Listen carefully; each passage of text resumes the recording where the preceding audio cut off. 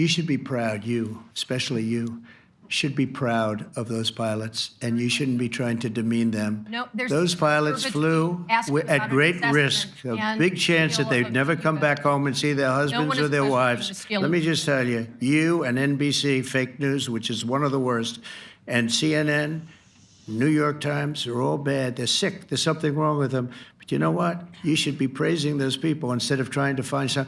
By trying to go and get me, you're hurting those people. The instinct of CNN, the instinct of the New York Times, is to try to find a way to spin it for their own political reasons, to try to hurt President Trump or our country. They don't care what the troops think. They don't care what the world thinks. They want to spin it to try to make him look bad based on a leak. As you know, last weekend, the United States successfully carried out a massive precision strike on Iran's nuclear enrichment facilities, and it was very, very successful. It was called obliteration. No other military on earth could have done it, and now this incredible exercise of American strength has paved the way for peace with a historic ceasefire agreement late Monday, and we call it the 12-day war.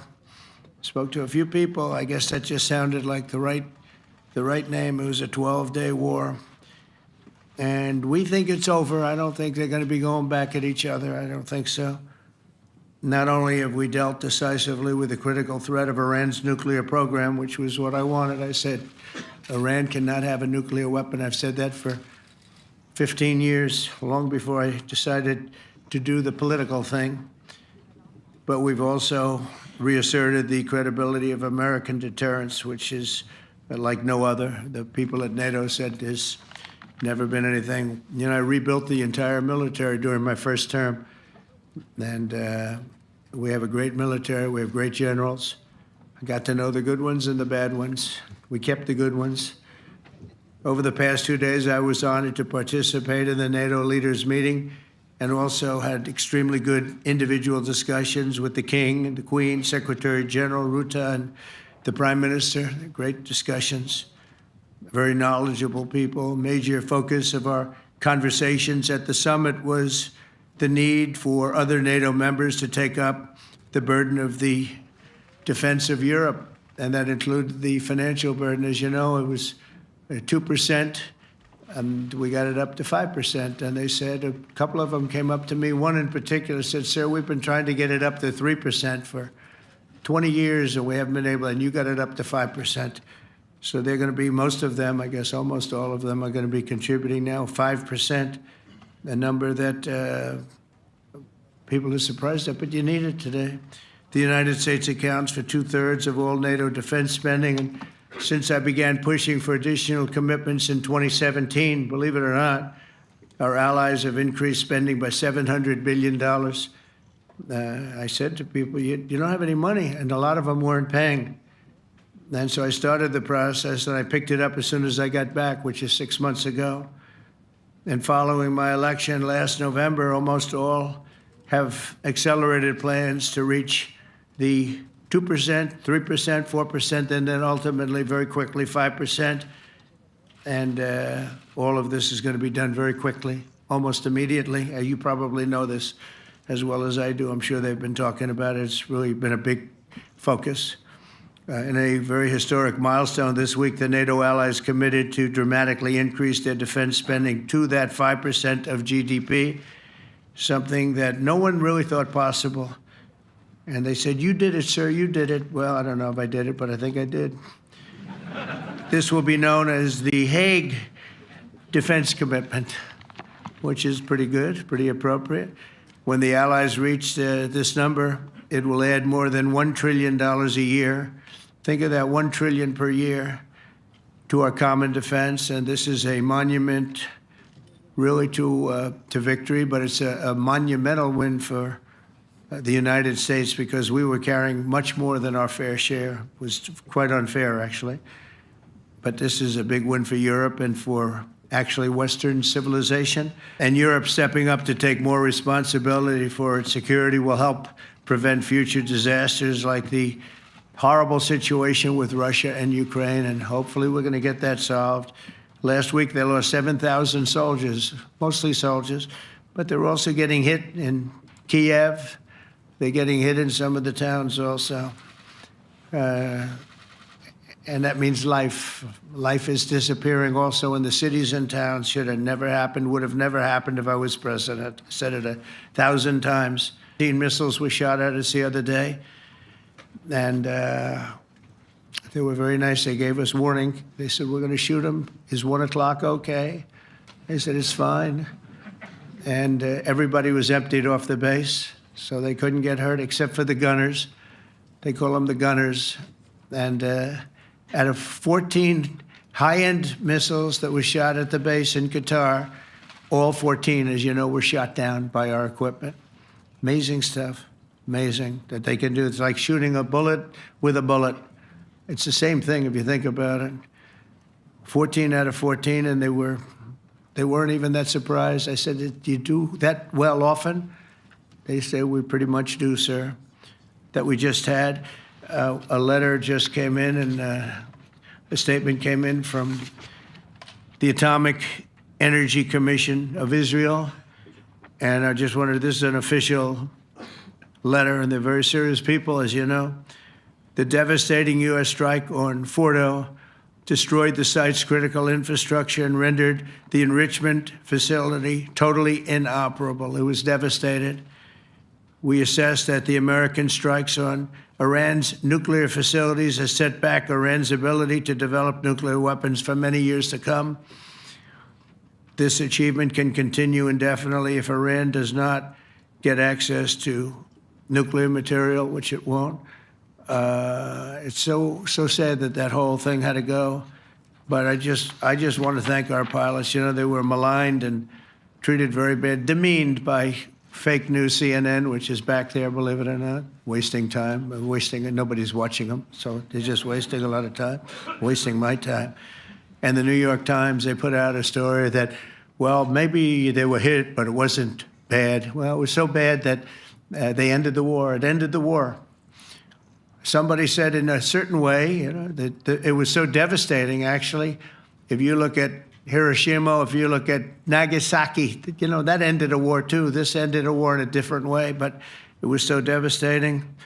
Also, they have, out of Dubai, just came that Iran's foreign ministry spokesman, this is Iran's foreign ministry, says its nuclear installations were very badly damaged by the American strike. So what bothered me about these reports were fake reports put out by the New York Times, I call it the failing New York Times because it's doing terribly. Without me, it would be doing no business at all. But, and by fake news, CNN and MSDNC, all of these terrible people, you know, they have no credibility. You know, when I started, they were at 94% credibility, the media. Now it's at 16%. And I'm very proud of it because I've exposed it for what it is. But when I saw them starting to question the caliber of the attack, was it bad? Well, it was really bad. It was devastating. They were obliterated. In fact, you can't get into the tunnels. They just put that over. That just came out. They can't. There's nothing. There's no way you can even get down. The whole thing is collapsed in a disaster.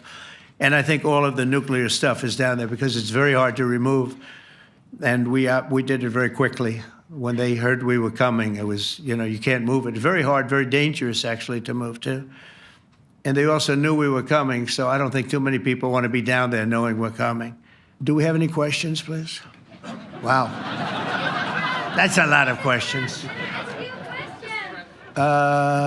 Who's a nice person? Oh, you're not a nice person, but I'll let you ask one. Go ahead. What's he going to ask? He is not nice at all. I know him well. Thank you, Mr. President. Yeah. Thank you for taking the time before flying home. You just said you believe the conflict between Israel and Iran is over. What makes you so confident it is? And what do you do if it isn't? Because I dealt with both, and they're both tired, exhausted. They fought very, very hard and very viciously, very violently, and they were both satisfied to go home and get out. And can it start again? I guess someday it can. It could maybe start soon.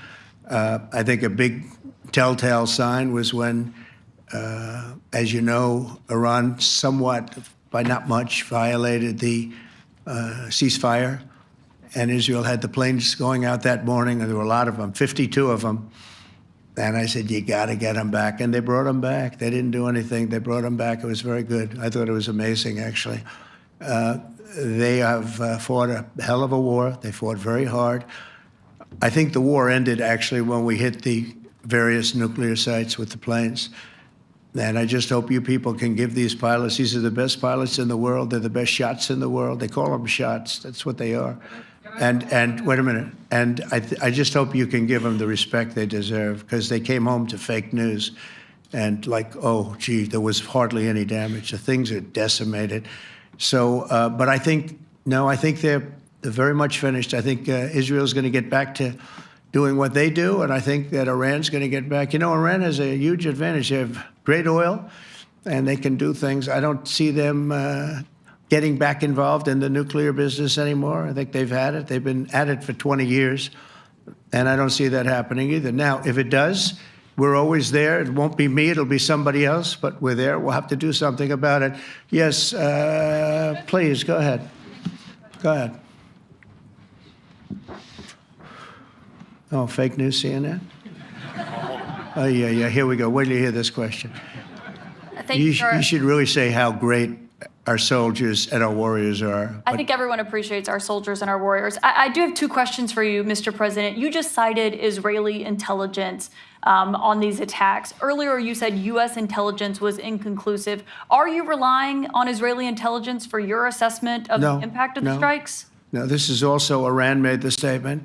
And it's also, if you read the document that was given, that Pete can talk about if you'd like, the document said it could be very severe damage, but they didn't take that. They said it could be limited or it could be very severe. They really didn't know, other than to say it could be limited or it could be very, very severe.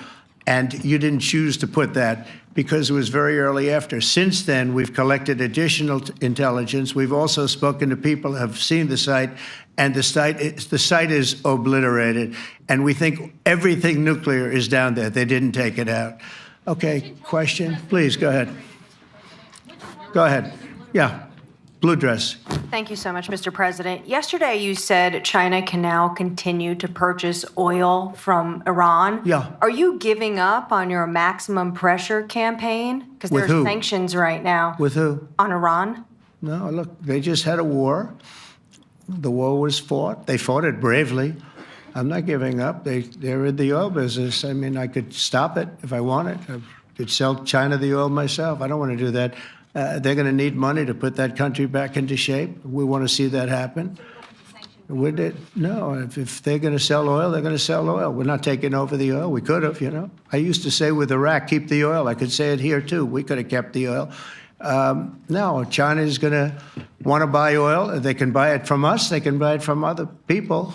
But you're going to have to put that country back into shape. It desperately needs money. Yeah. Yeah, please. Here we go. I'm picking the beauties today. Yeah, please. Go ahead, please.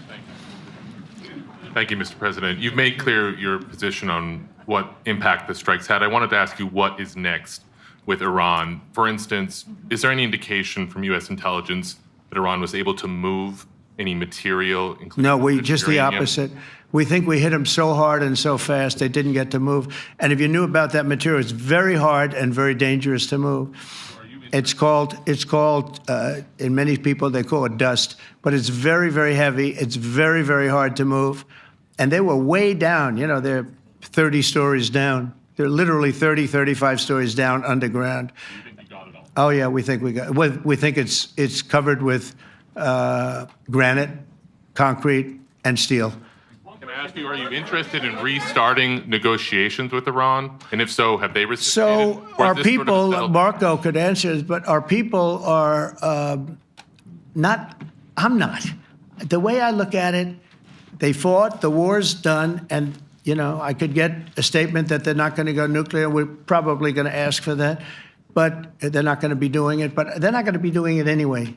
They've had it. They've had it. Now, maybe someday in the future we'll want that. But I've asked Marco, do you want to draw, I just asked him the question as we were walking on the stage, do you want to draw up a little agreement for them to sign? Because I think we can get them to sign it. I don't think it's necessary. Marco, do you want to talk about that, please? Well, Mr. President, I think President Trump has shown a willingness to meet and talk to anybody in the world who's interested in peace. I don't know of any president that's been as willing as he has to meet with anyone and talk about peace. We'd love to have peaceful relations with any country in the world. And so obviously that'll depend on Iran's willingness not just to engage in peace, but to negotiate directly with the United States, not through some third country or fourth country process. But I know of no president, probably in our modern history, that's sought peace more than President Trump has.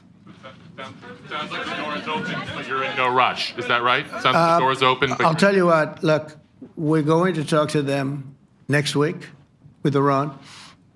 We may sign an agreement. I don't know. To me, I don't think it's that necessary. I mean, they had a war, they fought. Now they're going back to their world. I don't care if I have an agreement or not.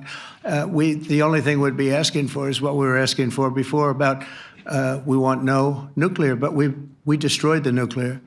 In other words, that's destroyed. I said, Iran will not have nuclear. Well, we blew it up. It's blown up to kingdom come. And so I don't feel very strongly about it. If we got a document, wouldn't be bad. We're going to meet with them, actually. We're going to meet with them. Yeah. Thank you, Mr. President. Yeah. A question on Spain. Are you satisfied with today? Oh, I think Spain's terrible what they've done. No, I do. They're the only country that won't pay the full up. They want to stay at 2%. I think it's terrible. And, you know, they're doing very well. The economy is very well. And that economy could be blown right out of the water with something bad happening. You know, Spain is the only country that... Are you from Spain? Yeah. Good, congratulations. You're the only country that is not paying. I don't know what the problem is. I think it's too bad. So we'll make it up. You know what we're going to do? We're negotiating with Spain on a trade deal. We're going to make them pay twice as much. And I'm actually serious about that. We're going to make Spain... I like Spain. I have so many people from Spain that it's a great place and they're great people. But Spain is the only country out of all of the countries that refuses to pay. And, you know, so they want a little bit of a free ride. But they'll have to pay it back to us on trade because I'm not going to let that happen. It's unfair. It's unfair to NATO. All right, Kelly, go ahead. Here we go. There's another one. Hello, sir. Thank you very We much. got them all today. Okay. So, Mr. President, you talked about expecting some on-the-ground assessments at Fordo and other Yeah. sites. Now here- Is that here again. Israeli and U.S.? It's been obliterated, Kelly. It's What is your message obliterated. then, sir, to the intelligence community when they present reports? You're not disputing the DIA report. You're just... They presented a exists. report that wasn't finished. We're talking about something that took place 3 days ago. I understand that's The report was initial done assessment. So 2 what days is ago. your- Wait a minute. Yes. They didn't see it. All they can do is take a guess. Now, if you take a look at the pictures, if you take a look how it's all blackened, you know the fire and brimstone is all underground because it's granite and it's all underground. You don't show it. But even there, with all of that being said, the whole area for 75 yards around the hole where it hit is black with fire. The group that's run by this gentleman, in fact, you may want to talk about it for a second because we're going to issue a report. And I think it's not even a very exciting report at this point. It's been obliterated, totally obliterated. And they did a report, but it was like, if you look at the dates, it's just a few days after it Understood, happened. sir. So they didn't see it. They said it may be very severe. Go ahead, Understood. Peter. Do you have a message for the intelligence community, though, in terms of unvarnished information getting to you, that it's not... I don't really have a message. I would say issue the report when you know what happened. I wouldn't say that it could be severe or maybe not. They use the word severe. It could be severe or maybe it's not. And briefly- So people like you picked up and said, oh, it's not severe. We're just no, looking for the- the report was not a complete report. Yeah, the message was probably wait till you know the answer before you... And, Go sir, ahead. did you not have a public component to your Zelensky meeting for a tactical reason with President Putin? Let him answer this one. Hello, Mr. Secretary. Yeah. There's a reason the president calls out fake news for what it is. These pilots, these refuelers, these fighters, these air defenders, the skill and the courage it took to go into enemy territory flying 36 hours on behalf of the American people and the world to take out a nuclear program is beyond what anyone in this audience can fathom. And then the instinct of CNN, the instinct of the New York Times, is to try to find a way to spin it for their own political reasons, to try to hurt President Trump or our country. They don't care what the troops think. They don't care what the world thinks. They want to spin it to try to make him look bad based on a leak. Of course, we've all seen plenty of leakers. And what do leakers do? They have agendas. And what do? Do they share the whole information or just the part that they want to introduce? And when they introduce that preliminary report that's deemed to be a low assessment, you know what a low assessment means? Low confidence in the data in that report. And why is there low confidence? Because all of the evidence of what was just bombed by 12 30,000-pound bombs is buried under a mountain, devastated and obliterated. So if you want to make an assessment of what happened at Fordo, you better get a big shovel and go really deep, because Iran's nuclear program is obliterated. And somebody somewhere is trying to leak something to say, oh, with low confidence, we think maybe it's moderate. Those that dropped the bombs precisely in the right place know exactly what happened when that exploded. And you know who else knows? Iran. That's why they came to the table right away, because their nuclear capabilities have been set back beyond what they thought were possible because of the courage of a commander-in-chief who led our troops, despite what the fake news wants to say. But you're not disputing the report said what it said, even though it was initial. The report said what it said, and it was fine. It was severe, they think, but they had no idea. They shouldn't have issued a report until they did, but we've gotten the information. I think Pete said it better than you can say it. And, you know, you should be proud, you, especially you, should be proud of those pilots, and you shouldn't be trying to demean them. No, there's those pilots flew at great risk, a big chance that they'd never come back home and see their husbands or their wives. Let me just tell you, you and NBC, fake news, which is one of the worst, and CNN, New York Times, are all bad. They're sick. There's something wrong with them. But you know what? You should be praising those people instead of trying to find some. By getting me, by trying to go and get me, you're hurting those people. They were devastated. You know, I got a call from Missouri, great state, that I won 3 times by a lot. And I got a call that the pilots and the people on the plane were devastated because they were trying to minimize the attack. And they all said it was hit. But we don't think it was really maybe hit that badly. And they were devastated. They put their lives on the line, and then they have, and I'm not referring to you, but real scum come out and write reports that are as negative as they could possibly be. It should be the opposite. You should make them heroes and heroines. You should make them really people that they were so devastated when they heard this news. And you know what they said? One of them, I spoke to one of them, said, "Sir, we hit the site. It was perfect. It was dead on." Because they don't understand fake news, because they have a normal life, except they have to fly very big, very fast planes.